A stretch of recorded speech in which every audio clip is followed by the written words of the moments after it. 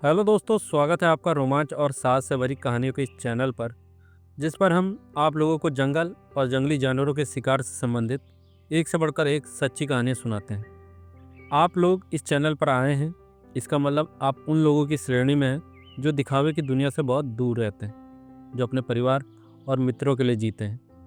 आज के समय में जब ज़्यादातर लोगों की पसंद फेसबुक वीडियो और इंस्टाग्राम रील्स हो गई हैं, इस दौर में मैं आप लोगों के लिए इस प्रकार की साहस से भरी सच्ची कहानियाँ लेकर आता हूँ, ताकि आप लोग जंगल और जंगलों के आसपास रहने वाले लोगों की समस्याओं से परिचित हो सकें।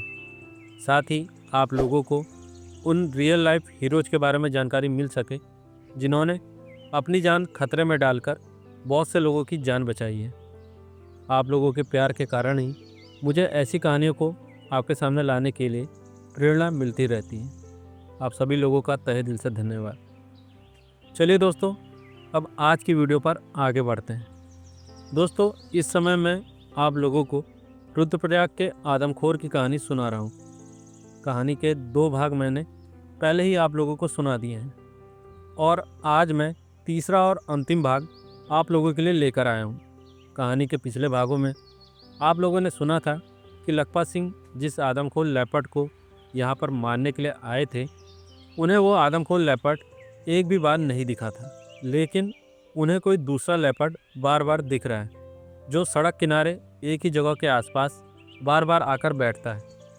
लखपत सिंह को आदमखोर के बारे में जो जानकारियाँ दी गई थी, उसके अनुसार वो आदमखोर लेपर्ड आकार में बहुत बड़ा और उसका रंग कुछ फीका था और उसकी उम्र 13 साल के आसपास थी।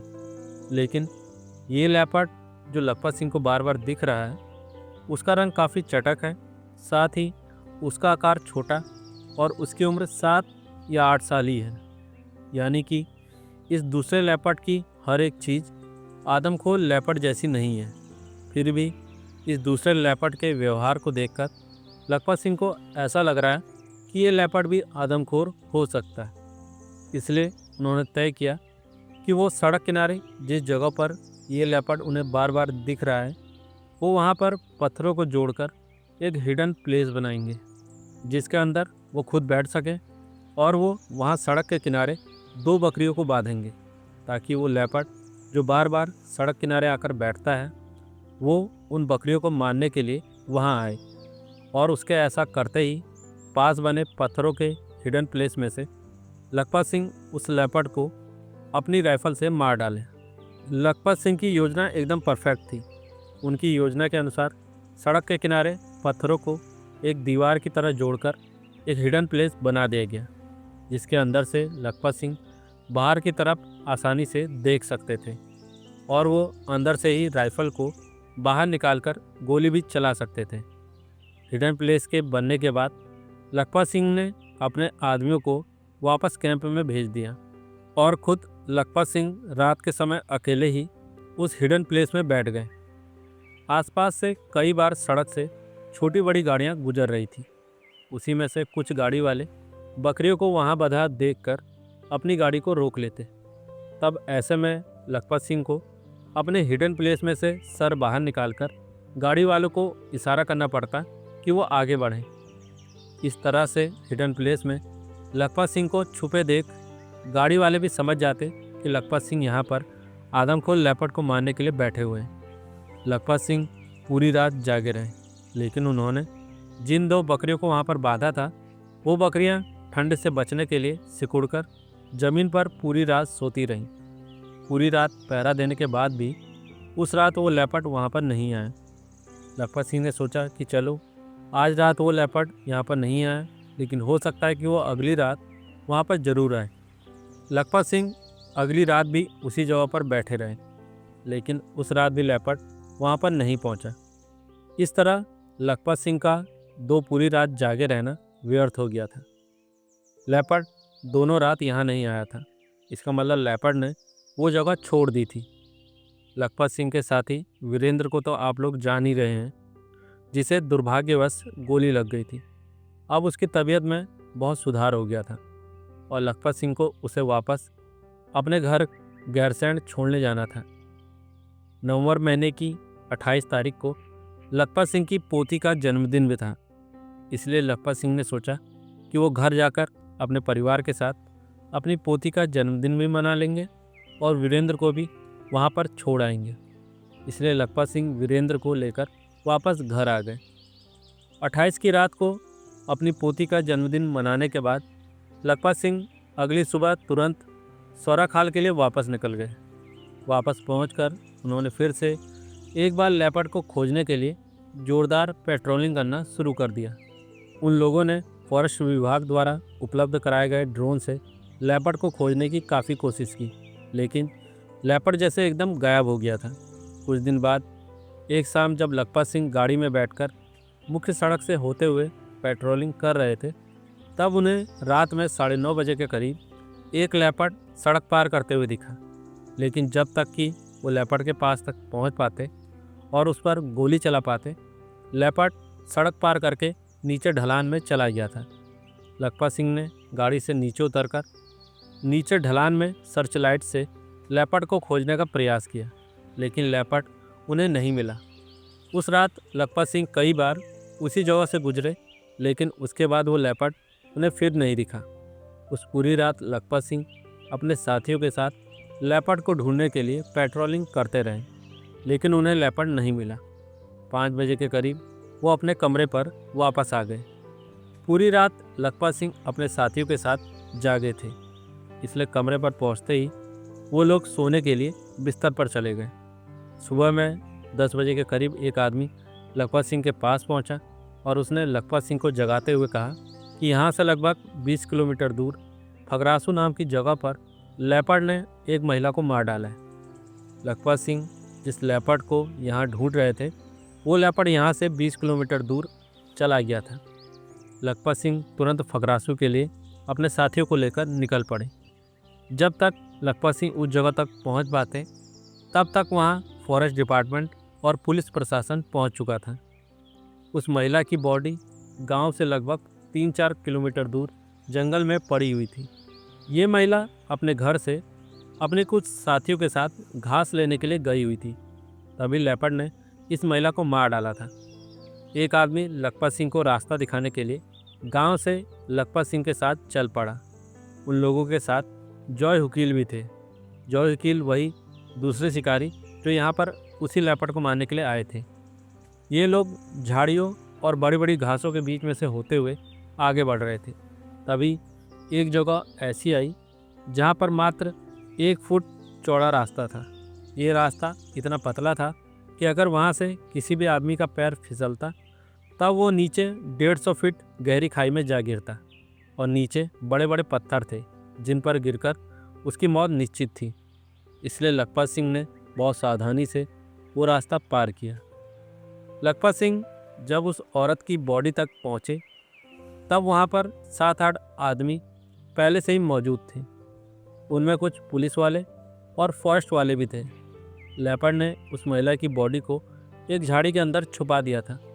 इस महिला की लाश को ढूंढने के लिए गांव वालों को 2 घंटे से ज़्यादा समय लगा था।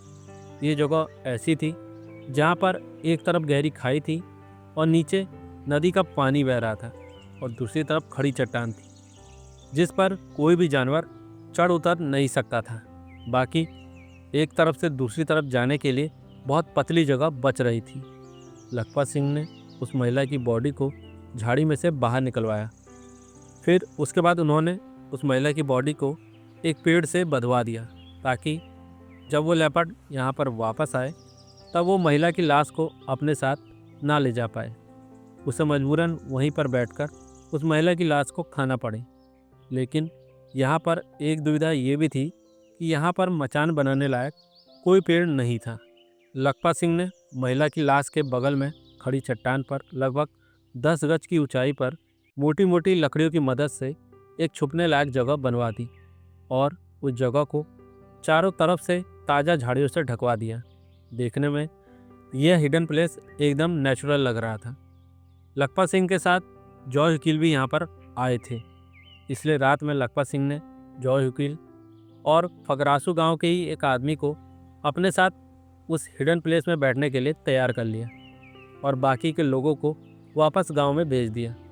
लखपत सिंह ने जॉय वकील के साथ दोपहर में 3 बजे के करीब ही उस हिडन प्लेस में पोजीशन ले ली थी। वो लोग जिस जगह पर बैठे थे, महिला की लाश उनके ठीक नीचे की तरफ थी। शाम होते ही उन लोगों को उम्मीद थी कि लेपर्ड महिला की लाश पर वापस आएगा, लेकिन रात होने तक लेपर्ड वहाँ पर नहीं आया। लेकिन रात में 8 बजे के करीब उन लोगों को एक पत्थर के लुढ़कने की आवाज़ सुनाई दी। इसका मतलब था कोई ना कोई जानवर महिला की लाश के पास आ रहा था। थोड़ी देर में उन्हें महिला की लाश के पास लेपर्ड के जोर से गुर्राने की आवाज़ सुनाई दी। ऐसा लग रहा था जैसे वो बहुत गुस्से में बोल रहा है। दरअसल जब लेपर्ड यहाँ पर वापस महिला की लाश को खाने के लिए आया था, तब उसे महिला की लाश झाड़ियों के अंदर नहीं मिली थी, बल्कि वहाँ से कुछ दूरी पर मिली थी।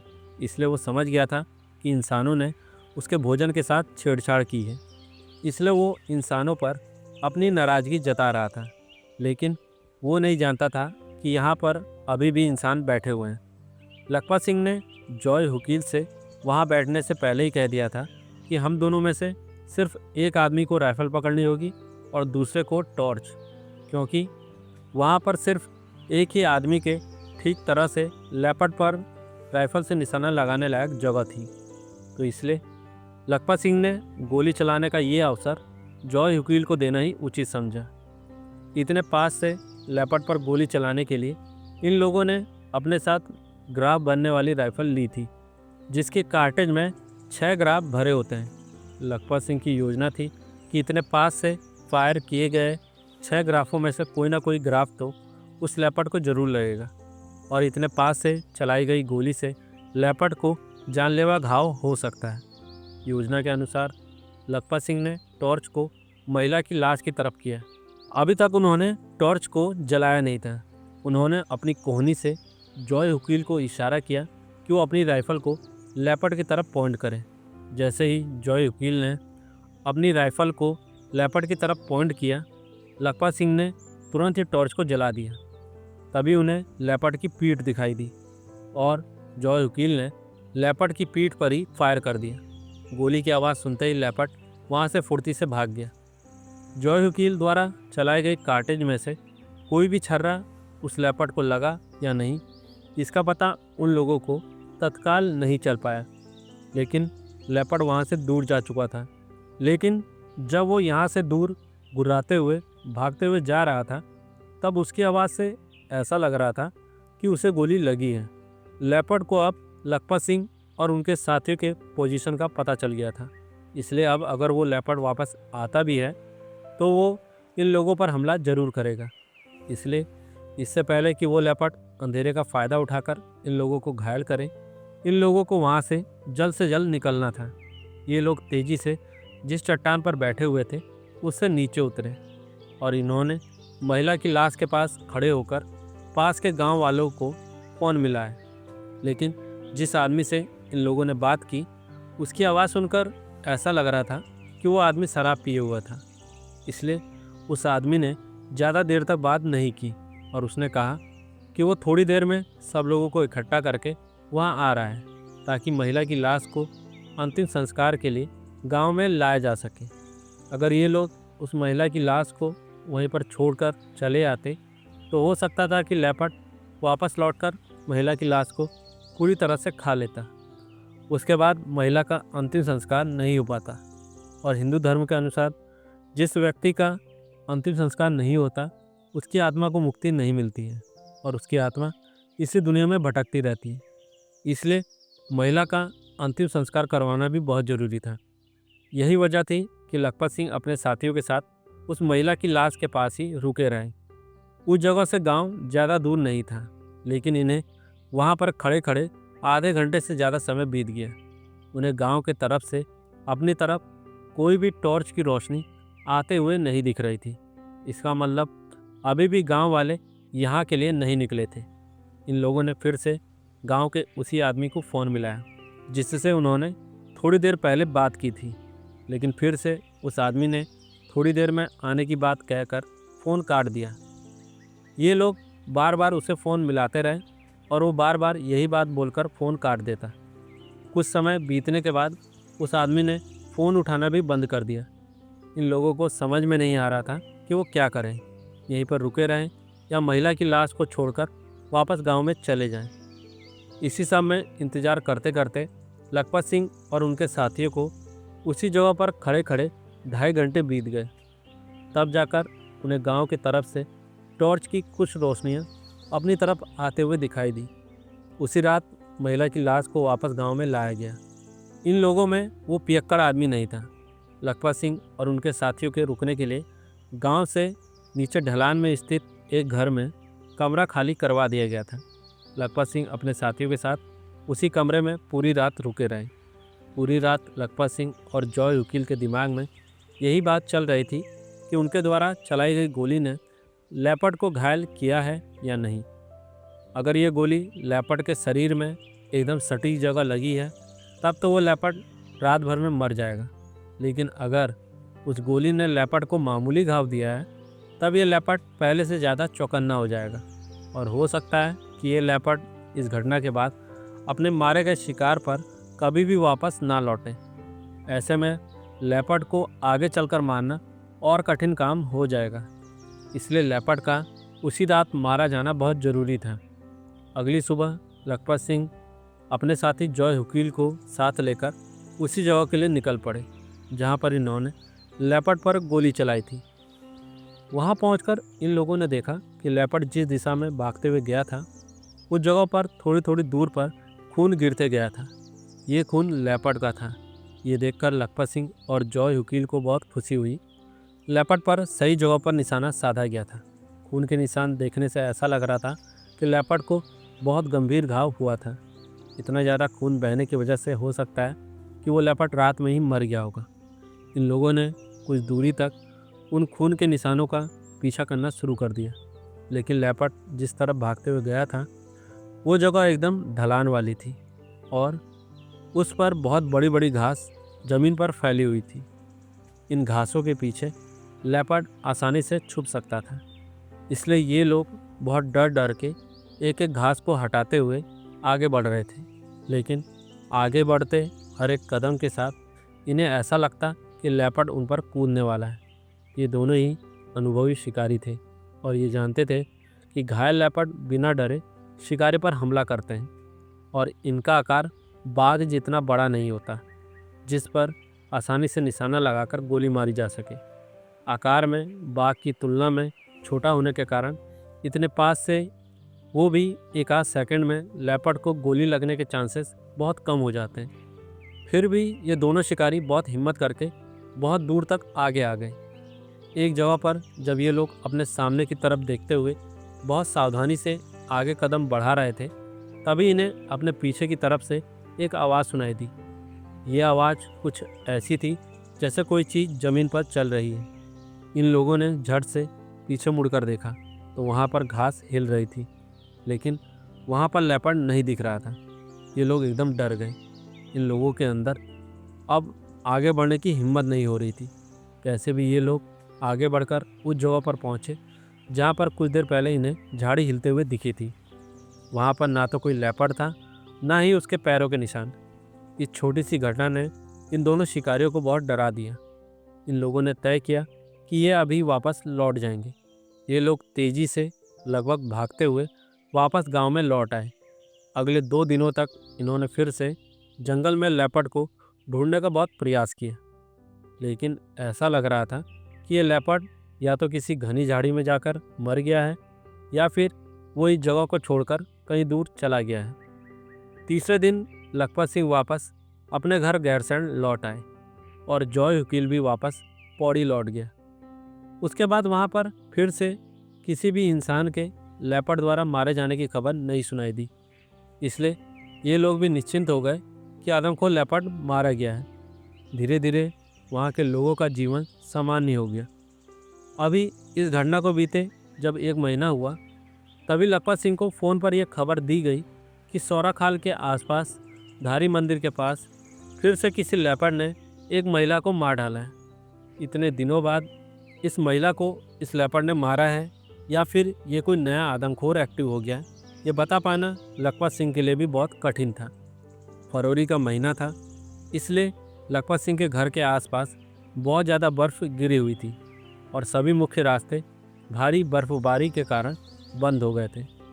इसलिए लखपत सिंह ने वहाँ के फॉरेस्ट डिपार्टमेंट वालों से कह दिया कि वो अभी किसी भी हालत में वहाँ नहीं पहुँच सकते हैं, क्योंकि उनके वहाँ से आने जाने वाले सभी रास्ते बर्फबारी के कारण बंद हैं। इसलिए आप लोगों को जॉय हुकील को बुलाना चाहिए। पौड़ी में अभी उतनी बर्फबारी नहीं हुई है। तब फॉरेस्ट डिपार्टमेंट वालों ने जॉय हुकील से संपर्क किया। जॉय हुकील को शाम होते होते ये खबर दी गई थी, इसलिए उसने कहा कि वो अगली सुबह ही वहाँ पहुँच पाएगा। महिला को लेपर्ड ने सुबह के समय में मारा था, इसलिए इस बात की प्रबल संभावना थी कि लेपर्ड शाम के समय में महिला की लाश पर वापस लौटे। इसलिए वन विभाग द्वारा एक फॉरेस्ट रेंजर को महिला की लाश के पास मचान बनाकर बैठा दिया गया। वो फॉरेस्ट रेंजर पूरी रात मचान पर अकेले बैठकर लेपर्ड का इंतज़ार करता रहा, लेकिन लेपर्ड महिला की लाश पर वापस नहीं आया। अगली सुबह जब जॉय वकील भी वहाँ पहुँच गया, तब तक गांव वाले महिला की लाश को वापस गांव में ले आए थे। गांव में महिला की अंतिम संस्कार की तैयारी चल रही थी। जॉय वकील अकेले ही धारी मंदिर के पास, जहाँ पर उस महिला को मारा गया था, उस तरफ निकल पड़े। जब वो उस जगह पर पहुँचे जहाँ पर लेपर्ड ने महिला की लाश को खाया था, वहाँ पर महिला का बहुत ज़्यादा खून गिरा हुआ था। साथ ही उसके पेट के अंदर के कुछ टुकड़े ज़मीन पर अभी भी साफ साफ दिख रहे थे। जॉय वकील को ये देखकर उस महिला के परिवार पर बहुत दया आने लगी। ये महिला अपनी साथियों के साथ जंगल से लकड़ी लेने के लिए गई हुई थी, ताकि वो सुबह शाम लकड़ी के चूल्हे पर अपने परिवार के लिए भोजन पका सके। लेकिन उसके परिवार वाले नहीं जानते थे कि अब उनके परिवार की ये सदस्य वापस जिंदा नहीं लौटेगी। अगर उन लोगों को ये पता होता कि आज उस महिला के साथ ये घटना घटित होने वाली है, तब वो उसे जंगल में जाने ही नहीं देते। लेकिन होनी को कोई नहीं टाल सकता था। जॉय वकील ने उस जगह के आसपास लेपर्ड के पैरों के निशानों को खोज निकाला। उन फुटप्रिंट्स को देखने से ये लेपर्ड नौजवान लग रहा था। जॉय वकील ने लेपर्ड के फुटप्रिंट्स का पीछा करना शुरू कर दिया। अभी वो उस जगह से 40-50 मीटर ही आगे आया होगा, तभी उसे अपने सामने एक लेपर्ड आते हुए दिखाई दिया। ये लेपर्ड बिना डरे अपनी मस्त चाल से जॉय वकील की तरफ ही बढ़ रहा था। जॉय वकील ने लेपर्ड को देख लिया था, लेकिन लेपर्ड ने अभी तक जॉय वकील को नहीं देखा था। तभी लेपर्ड अचानक से एक जगह पर रुक गया। लेपर्ड उसी जगह पर रुककर अपने बाएं तरफ किसी चीज़ को गौर से देख रहा था और उसका पूरा ध्यान अपने बाएं तरफ ही था। जॉय वकील के लिए ये एक बहुत अच्छा मौका था। उन्होंने अपनी राइफल को धीरे धीरे अपने कंधे तक ऊपर उठाया और उसके बाद लेपर्ड के सीने को निशाना बनाते हुए गोली चला दी। गोली जैसे ही लेपर्ड के सीने में दाखिल हुई, लेपर्ड गोली के आवेग से पीछे की तरफ गिर पड़ा। ये गोली शायद लेपर्ड के दिल को चीरते हुए उसके शरीर में धंस गई थी। लेपर्ड जमीन पर गिरे गिरे अपने हाथ पैरों को तेज़ी से चला रहा था, जैसे वो भागने की कोशिश कर रहा है। लेकिन धीरे धीरे उसके शरीर में हलचल होना बंद हो गई और 1 मिनट के भीतर ही लेपर्ड ने दम तोड़ दिया। जॉय वकील दूर से ही लेपर्ड को देख रहा था। जब वो आश्वस्त हो गया कि लेपर्ड मर चुका है, तब वो लेपर्ड के पास आया। उसने देखा कि ये लेपर्ड कम उम्र का लेपर्ड है, जिसकी उम्र 7 या 8 साल ही रही होगी। इसका मतलब ये पहले वाला रुद्रप्रयाग का आदमखोर लेपर्ड नहीं था, बल्कि ये कोई दूसरा लेपर्ड था जो आदमखोर बन गया था। दरअसल इससे पहली बार जब लखपत सिंह और जॉय वकील ने महिला की लाश के पास रात में लेपर्ड पर गोली चलाई थी, तब उन्हें उस लेपर्ड की बस एक झलक भर दिखाई दी थी और वो लेपर्ड को देखने से ये नहीं पता कर पाए थे कि उस लेपर्ड की उम्र और आकार क्या होगा। उन लोगों ने मान लिया था कि वो लेपर्ड पहले बताए गए आदमखोर लेपर्ड की तरह ही था, जिसकी उम्र 14 या 15 साल थी और उसका रंग काफ़ी फीका था। इसलिए जॉय वकील ने फ़ोन करके फॉरेस्ट डिपार्टमेंट वालों को बता दिया कि उन्होंने एक लेपर्ड को मार डाला है, जो महिला की लाश की तरफ ही आ रहा था। ये लेपर्ड भी आदमखोर होगा। थोड़ी देर में लेपर्ड के आसपास फॉरेस्ट डिपार्टमेंट और गांव वालों की भीड़ लग गई। वन विभाग वालों द्वारा लेपर्ड की लाश को अपने कब्जे में ले लिया गया, ताकि वो लेपर्ड की लाश का पोस्टमार्टम करवा सकें। फॉरेस्ट डिपार्टमेंट वालों ने जॉय हुकील से पूछा कि ये वही पहले वाला लेपर्ड है या कोई दूसरा लेपर्ड है। इसका जवाब में जॉय हुकील ने कहा कि नहीं, मेरे समझ से ये कोई दूसरा लेपर्ड है। पहले वाला लेपर्ड उसी दिन मर गया होगा। इससे पहले कई बार जॉय हुकील अपने द्वारा मारे गए लेपर्ड के पोस्टमार्टम के समय वहीं पर मौजूद रहते थे, लेकिन उस दिन फॉरेस्ट डिपार्टमेंट का डॉक्टर कहीं गया हुआ था। वो शाम को वापस लौटने वाला था, इसलिए लेपर्ड का पोस्टमार्टम शाम को ही होना था। इसलिए जॉय हुकील ने कहा कि उन्होंने अपना काम कर दिया है, अब वो वापस जा रहा है। फॉरेस्ट डिपार्टमेंट वालों को भी लगा कि जॉय ने अपना काम तो कर ही दिया है, इसलिए उनको जाने दिया जाए। शाम को जब फॉरेस्ट डिपार्टमेंट का वो डॉक्टर वापस आया, तब उसने लेपर्ड का पोस्टमार्टम करना शुरू किया। उसे जॉय हुकील द्वारा चलाई गई गोली लेपर्ड के दिल के पास धंसी हुई मिली। इस गोली की वजह से लेपर्ड की मौत हुई थी। इसके बाद जब वो डॉक्टर लेपर्ड के शरीर का मुआयना कर रहा था, तभी उसे लेपर्ड की पीठ पर एक पुराना घाव दिखाई दिया। लेपर्ड की पीठ पर उस जगह से बाल उड़े हुए थे। डॉक्टर ने लेपर्ड के शरीर के उस जगह पर कट लगाया, तब उसे अंदर एक दूसरी गोली का छर्रा मिला, जो लेपर्ड के शरीर में 6 इंच तक अंदर पहुंच गया था। डॉक्टर ने ये बात तुरंत जॉय हुकील को बताई कि दिन के समय में वो जिस लेपर्ड को मारकर गए हैं, उस लेपर्ड के शरीर में एक पुराना छर्रा भी मिला है। जॉय हुकील भी समझ गया कि वही पुराना रुद्रप्रयाग का आदमखोर लेपर्ड था, जिस पर उसने लखपत सिंह के साथ उस रात अपनी राइफल से फायर किया था। लेकिन इस लेपर्ड की उम्र तो बहुत कम थी, फिर ये रुद्रप्रयाग का आदमखोर लेपर्ड कैसे हो सकता है। सबसे पहले दिन उन शिकारियों ने तो लेपर्ड के बारे में कुछ अलग जानकारियाँ दी थी। उसने ये बात तुरंत फ़ोन करके लखपत सिंह को बताई। जॉय ने लखपत सिंह को कहा कि जिस लेपर्ड को हम दोनों लोग मरा समझकर छोड़ आए थे, ये लेपर्ड अभी भी जिंदा था।